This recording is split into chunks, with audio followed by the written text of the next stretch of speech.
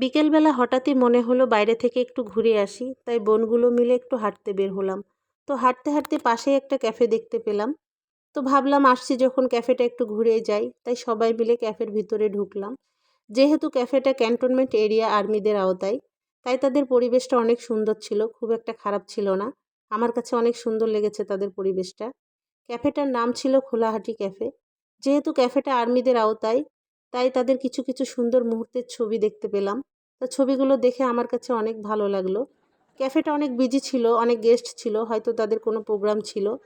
তাই আমি পুরো ক্যাফেটা ঘুরে ঘুরে দেখতে শুরু করলাম এবং তাদের ডেকোরেশনটা অনেক সুন্দর লেগেছে আমার কাছে, খুব একটা খারাপ লাগেনি। এই জিনিসটা আমার কাছে অন্যরকম সুন্দর লেগেছে।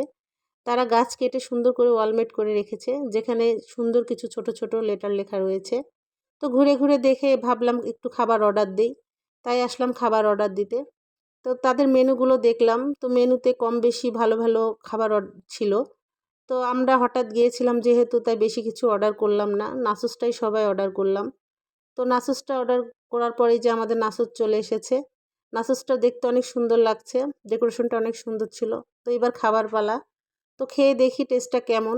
তো না খেয়ে দেখলাম টেস্টটা অনেক ভালো ছিল, খারাপ ছিল না, টেস্টটা অনেক সুন্দর।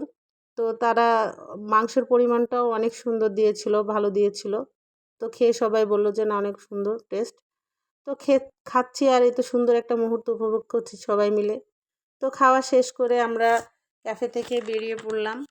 তো এই ছিল আজকে আমাদের ঘোরাঘুরি। ভালো থাকবেন সবাই, আল্লাহ হাফেজ।